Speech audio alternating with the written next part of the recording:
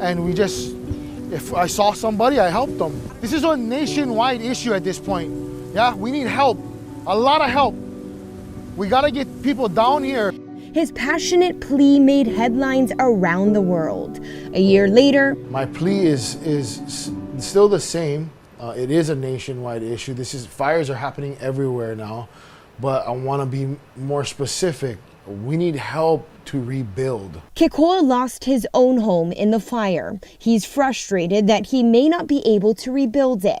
Not just not affordable, the cost is ridiculous to attempt to build right now. If I were to rebuild my home as it was standing today, I'm looking at like $1.2 million to rebuild it as it was. The idea that we have to get permits that we already had is asinine. I think it's unfair. And I think that more than unfair, I think it's wrong. Kikoa wants more opportunities provided by the state, county, or federal government to help Lahaina residents pay for the rebuild, because Lahaina will never recover if its people can't return. We have a serious battle or issue on our hands as local people, not just Hawaiians, but local people in Lahaina, and we need to stick together. We suffered, our families suffered, and we smiled and we stuck together, and the old timers and their stories can prove that. And we're not looking for a handout, we're looking for a hand up that we deserve. Three, maybe it's the other side. Joseph! 2 wildfire survivors met a year ago. What's up, bro? How are you? Nice to see you. Good to see you. How you doing? Good to see you. Good to see you, bro.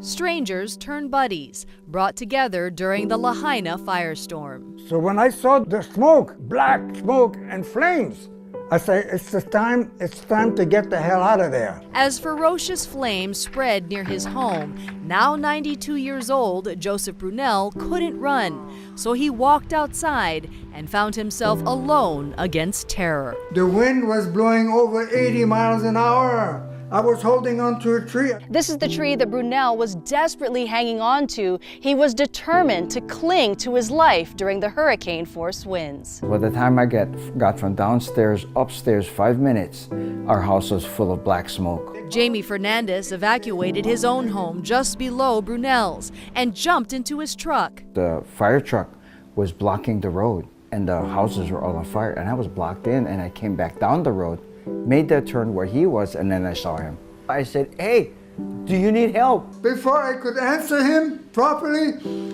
he says to me, "Jump in!" Fernandez says the drive out of Lahaina was bumper to bumper. So we went up the bypass, and when it turned at the top, we stopped there for half an hour.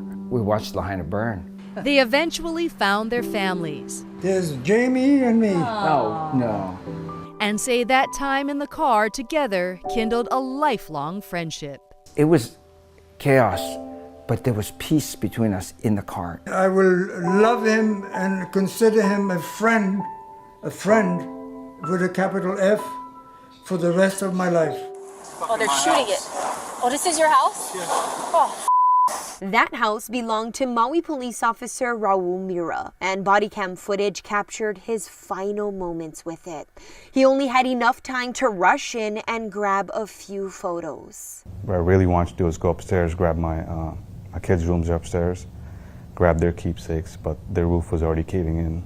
Mira had no time to mourn. The off-duty officer leaped into action and helped people escape the flames. It was my house, but it was just a house. Other people that needed help there were probably trapped within. Mira's one of the many heroes who saved lives that day. Their courageous acts recorded on body cameras took us into the inferno. Everybody's got to evacuate. Evacuate now. We gotta move. Let's go, let's go. Come on. Everybody out. Let's go. A year later, the physical and mental health of Maui police officers are a top priority. They've been in Lahaina since this has happened. They've worked there every day. They're still plugged in.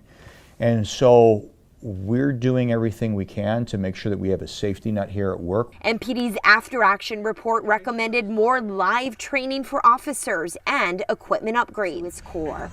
As hard as crews fought, they were outmatched that day by the scope of the fires and extreme winds. We lost our beloved Lahaina and we lost loved ones, and we're going to be struggling through this for a while. MFD is moving forward with a new plan of attack.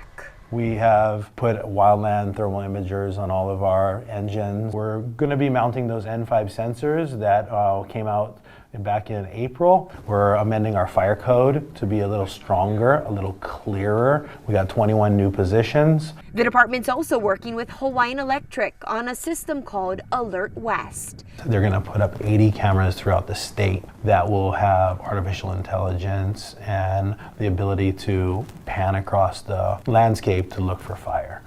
And perhaps most importantly, the public's now getting involved more than ever. They're neighborhood leaders, they're district leaders within their own communities, and they're trying to make the community safer because it takes everybody to do it. Scarred, but still standing. 1 year later, and there's new growth at Lahaina's famous banyan tree. But a large section of the northwest corner, too damaged by flames, was lost. Maui County's arborist has taken cuttings and plans to someday plant those keiki in the section of the parent tree that didn't make it. This is going to take decades. The next 1-2 decades, we will be doing reconstructive pruning on this to try and get some sort of shape back to this tree. It's been forever changed, but we're going to take what time we get and we're going to do what we have to do.